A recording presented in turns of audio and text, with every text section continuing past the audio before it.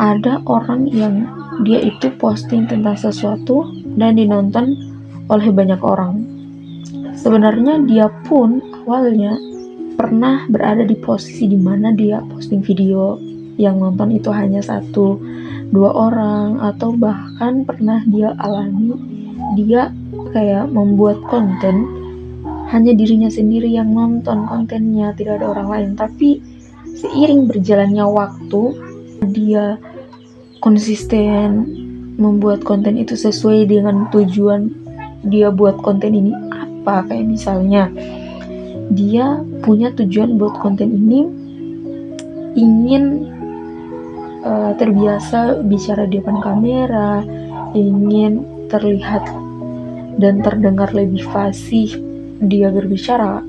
Makanya dia kayak konsisten buat video-video itu di dalam channel YouTube-nya dia. Walaupun dia buat konten itu tidak yang terlalu sempurna, tapi dia punya keinginan, dia punya komit, dan dia konsisten lah buat video-video itu.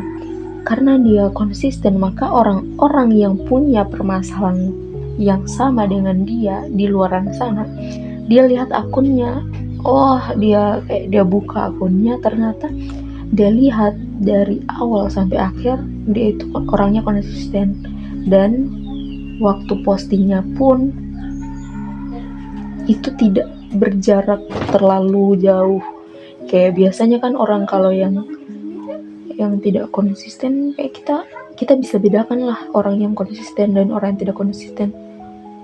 Contoh misalnya, orang yang konsisten itu dia akan posting videonya misal hari ini, terus jaraknya dia posting hari ini dengan postingannya yang kedua itu berjarak 2 hari, atau dia berjarak 3 hari atau 4 hari, tapi dia selalu posting begitu.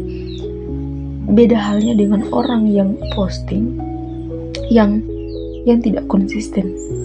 Dia posting tapi jaraknya antara postingannya yang pertama dengan yang kedua, atau postingannya yang kedua dengan postingannya yang seterusnya itu terlalu berjarak jauh sekali.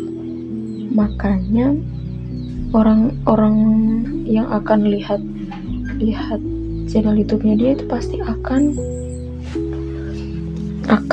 tahu juga begitu kalau misalnya postingan-postingan yang dia lihat, ternyata orang ini konsisten. Jadi kayak orang-orang yang punya permasalahan yang sama, mereka ingin dan punya kemauan untuk memfollow dia, mensubscribe dia, karena terlihat dari kemauannya dia yang besar. Atau orang yang membuat channel ini dari keinginannya itu kayaknya besar sekali. Dari postingan-postingannya dia yang konsisten itu yang bikin orang kayak ada di dalam dirinya bilang seharus melihat perkembangannya orang ini, kemajuannya orang ini.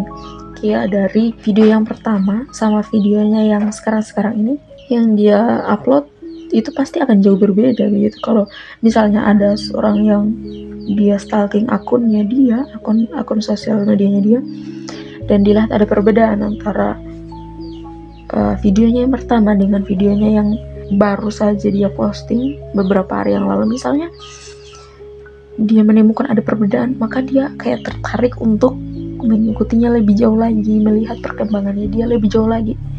Itu sih maksud saya seperti ini. Kalau kita ingin bisa sama seperti orang lain, kayak kita bertanya-tanya kan biasanya kalau kita lihat orang lain yang dia sekarang sudah berkembang, sudah bisa dalam sesuatu yang dia inginkan, yang tadinya kan dia hanya menginginkan tapi dia belum punya begitu.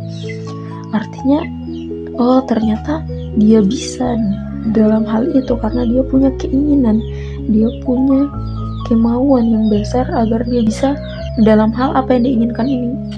Jadi kalau misalnya kamu atau siapapun itu yang ingin bisa dalam satu hal, maka jangan hanya menginginkan saja sih, kayak harus ada aksi, konsisten dalam apa yang kita inginkan itu, kayak misalnya public speaking, kita jangan hanya ingin kayak kita bilang sama orang lain, ih bagusnya public speakingnya, tidak, tapi kita harus kayak kita bilang bagusnya public speakingnya dan saya ingin seperti mereka begitu, tapi saya tidak bisa. Bukan kita yang tidak bisa sebenarnya, kita bisa, hanya saja kita meminimkan aksinya kita, usahanya kita.